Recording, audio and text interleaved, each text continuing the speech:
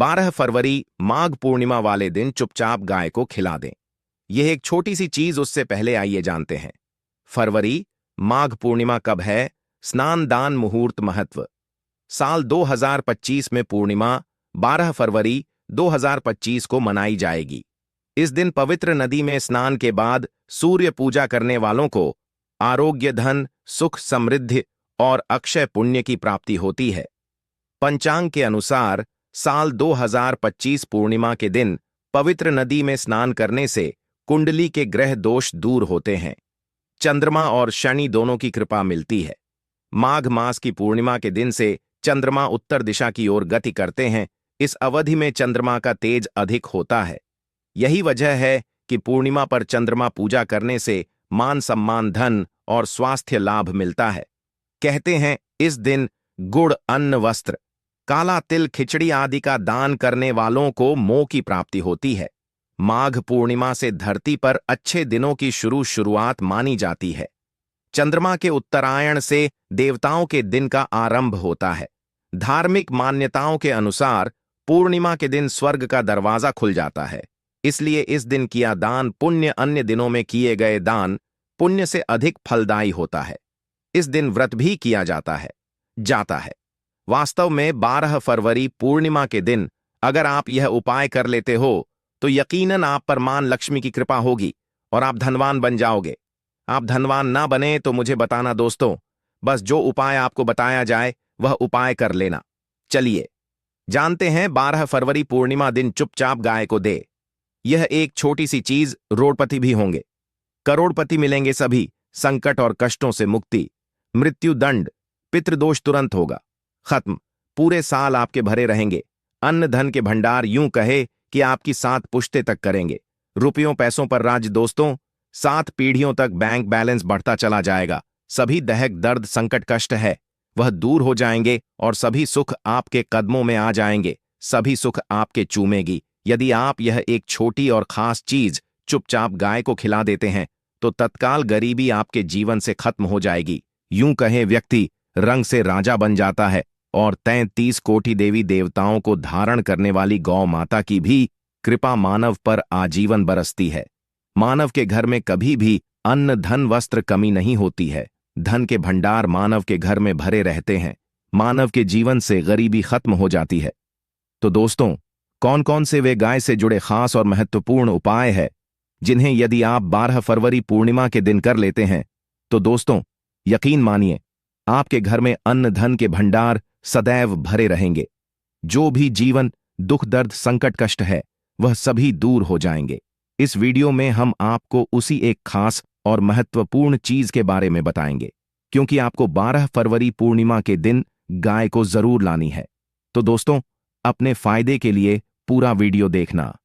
यदि आज की इस वीडियो को अपने बीच बीच में से देखा, काट काट कर देखा, तो यकीन मानिए जीवन में आपको कभी सफलता हासिल भी नहीं होगी, क्योंकि इस वीडियो में आपको कुछ ऐसे उपाय गाय से जुड़े बताने वाले हैं जी करने से आपके जीवन के जो भी दुख, दर्द, संकट है या कामयाबी होने में कोई बाधाएं आ रही हैं, सभी से छुटकारा मिलने वाला है।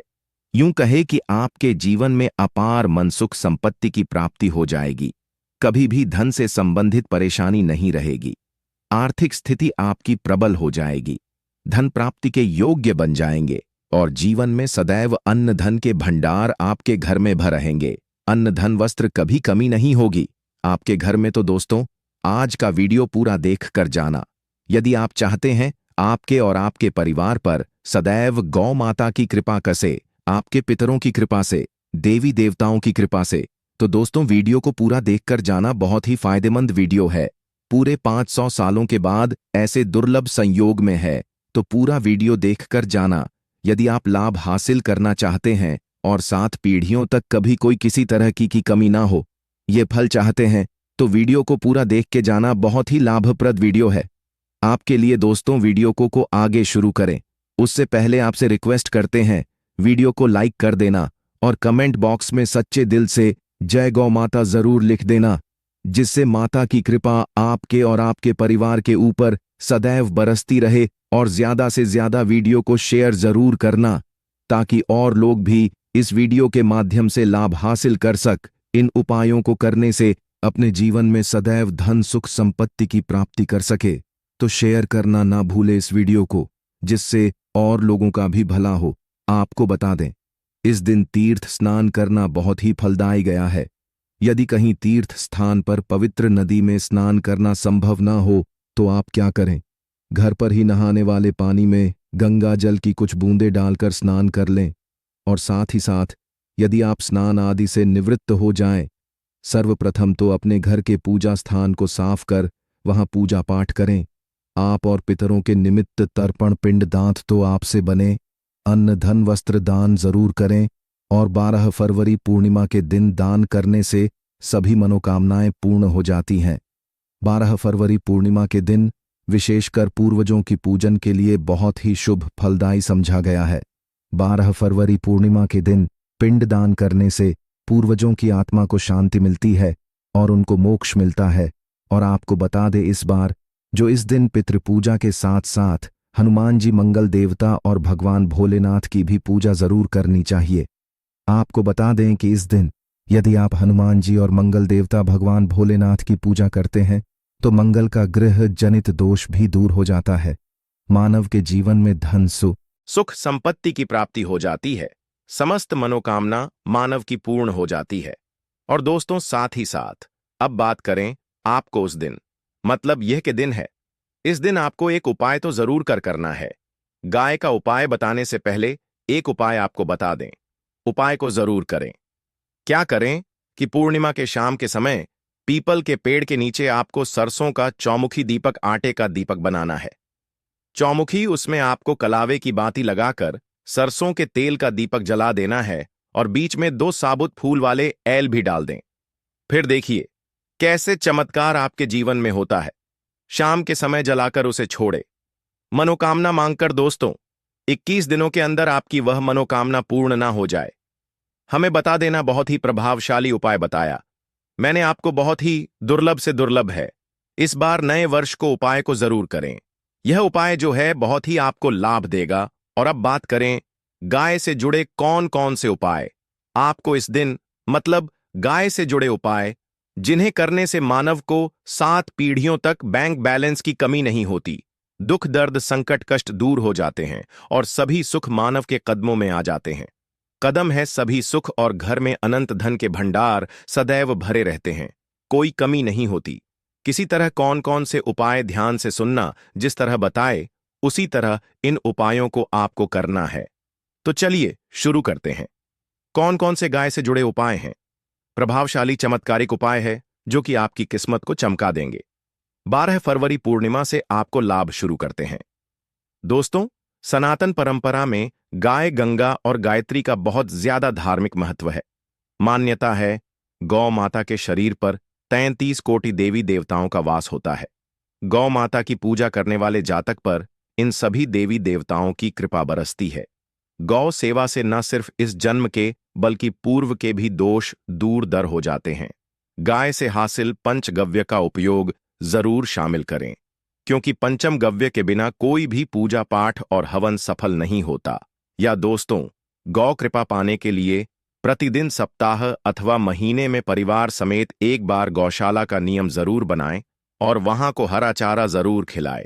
इससे आपको शुभ फलों की प्राप्ति होगी।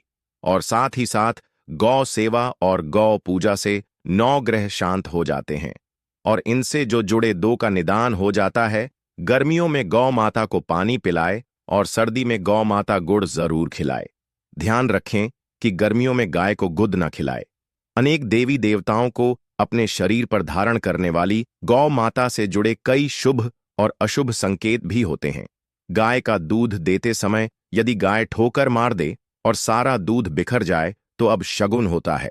यदि कोई यात्रा पर निकल रहा हो और गाय अपने बछड़े को दूध पिलाती सामने आ जाए तो निश्चित रूप से जिस यात्रा के लिए आप निकले हैं वह यात्रा आप जरूर ही सफल होगी और वह जिसके लिए आप निकले हैं वह जरूर ही पूर्ण होगा। यात्रा पर जाते समय बाईं ओर गाय की आवाज और रात्रि में गाय की हुंकार करना भी शुभ होता है।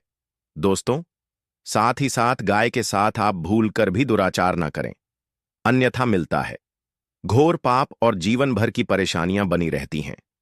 जी हां दोस्तों, गाय को राष्ट्रीय पशु बनाए जाने और इन्हें मौलिक अधिकार दिए जाने की बात हो रही है तो सवाल उठता है, गाय संस्कृति का अहम हिस्सा है, तब भी गाय के साथ लोग खराब व्यवहार कैसे कर लेते हैं। गाय दर दर भटक रहती है, भरपेट इन्हें चारा तक लोग नहीं देते। गाय जब तक दूध देती रहती है तो उनकी सेवा होती है, और जैसे ही दूध देना बंद कर देती है तो लोग इन्हें उनकी किस्मत पर छोड़ देते हैं, सड़कों पर और गलियों में भटकने के लिए। ऐसे में गोवजी जीवों को कोई डंडे मारता है तो कोई पानी डाल देता है, कभी वाहनों की चपेट में आ जाती है तो कभी बीमार होकर बेचारी यह गाय दम तोड़ देती है। ऐसे में जरूरत है इन बातों को जानने की, लेकर शास्त्रों में क्या कहा गया है, गाय के साथ आपको कैसा व्यवहार करना चाहिए। दोस्तों, गाय को कभी भी मारना पीटना नहीं चाहिए। शास्त्रों में गाय को माता का दर्जा दिया गया है। गाय को मारने वाला माता को मारने पीटने वाले के समान पाप का भाग्य समझा जाता है। नर्क लोक में वर्षों तक कष्ट भोगना पड़ता है। अगले जन्म पशु योनि में मिलता है। कथा है कि गौतम मुनि ने गलती से गाय को डंडा मार दिया था, जिससे गाय की मृत्यु हो गई थी, और इस पाप से मुक्ति के इन्हें वर्षों तक तपस्या करनी पड़ी। भगवान श्री कृष्ण जी ने बैल स्वरूप में आए वृद्धाश्रम का वध कर दिया था, जिससे मुक्ति के लिए भगवान श्री कृष्ण को संपूर्ण तीर्थों को एक कुंड में बुलाना पड़ा, और इस कुंड में से वह पाप मुक्त हो गए थे। दोस्तों, साथ ही साथ पानी पी रही गाय को गाते हैं, वे घोर पाप के भागी बनकर नर्क भोगते हैं, ऐसा पुराणों में बताया गया है। जबकि जो लोग गाय के लिए प्याऊ चार बनवाते हैं वह महाभाग्यवान होते हैं। ऐसे लोग घोर पाप से मुक्त होकर स्वर्ग पा जाते हैं और बड़े ही धनवान कुल में जन्म लेकर सुख भोगते हैं, और साथ ही साथ आराम कर रही गाय को कष्ट देकर कभी भी उठाना नहीं चाहिए। कहते हैं कि जिस स्थान पर गाय बैठी है वहां से नकारात्मक ऊर्जा खत्म हो जाती है। गाय के बैठने की जगह को जो लोग नियमित साफ रखते हैं वह जन्म में किए गए जाने अनजाने में पापों मुक्ति हो जाती है और गोलोक में स्थान पाते हैं। गाय य को डंडा मार कर उठाना, पानी डालकर उठाने से मनुष्य पाप का भागी बनता है और अगले जन्म में उसे दर दर भटकना पड़ता है। और साथ ही साथ शास्त्रों में बताया गया है कि गाय का दूध उसके बछड़े के लिए होता है। गाय के बछड़े से बचा हुआ दूध मनुष्य को लेना चाहिए, परंतु कुछ लोग एक बार गाय को दूध लेने बाद फिर से बछड़े के लिए बचा हुआ दूध भी धो लेते। ऐसा करना गौर पाप कहा जाता है। ऐसे दूध को धोने व और ग्रहण करने वाला दोनों ही पाप के भागी बन जाते हैं। दोस्तों, साथ ही साथ शास्त्रों में कहा गया है कि गौवंश मतलब गाय और बैल के पीठ पर नहीं बैठना चाहिए। इनकी पीठ पर बैठने से महापाप लगता है। ऐसे लोगों को नर्क की यातना भोगनी पड़ती है। एक मां त्रिदेव के अंश के उत्पन्न नंदी ही गोवंश है, जिस पर स्वयं महादेव और महादेवी करती हैं। क्योंकि नंदी ने स्वयं अपनी इच्छा से महादेवी की सवारी बनना स्वीकार किया था, और साथ ही सात शास्त्रों में गाय के दान को बहुत ही महत्व दिया गया है। परंतु ऐसी गाय का दान कभी नहीं करना चाहिए जो बूढ़े और बीमार हो। कठोपनिषद में नचके की कथा भी इस संदर्भ में है कि जिस नचके ने पिता द्वारा बूढ़ी गाय को दान करने पर आपत्ति जताई थी। दूध देने वाली और बछड़े सहित जो लोग गाय दान करते हैं वह महान पुण्य को हासिल करके स्वर्ग में स्थान पाते हैं।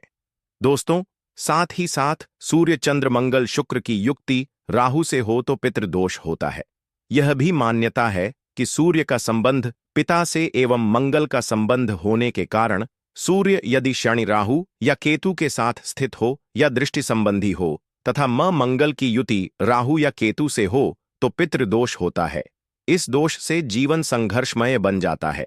यदि पितृदोष हो तो गाय को प्रतिदिन या किसी भी एकादशी को या किसी पूर्णिमा दिन, अमावस्या या किसी भी खास दिन पर रोटी गुड़चारा खिलाने से पितृदोष खत्म जाता है। साथ ही साथ गाय की पीठ पर जो कुबड़ बना होता है वह बृहस्पति गुरु है।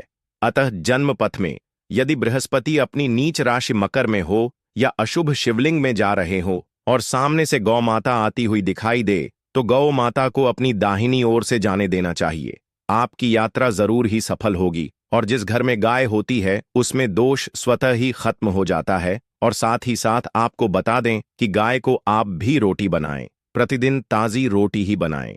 गाय को अगर आपने रोटी बनाई है तो तो कोशिश करें करें कि उस रोटी को आप तुरंत ही गाय को दे दें। अगर आप उस रोटी को रख देंगे और उस रोटी को अगले दिन दे देंगे तो वह रोटी बांसी मानी जाएगी। गाय को कभी भी बांसी रोटी ना दें। इससे घर में नकारात्मक ऊर्जा वास करती है और जो भी काम आपके बनने वाले होंगे वह काम भी आप बिल्कुल भी नहीं बनेंगे।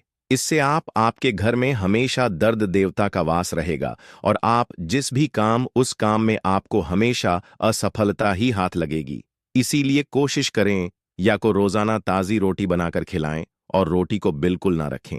बासी रोटी गाय को ना दें और साथ ही साथ सड़ी गली चीजें गाय को नहीं खिलानी चाहिए।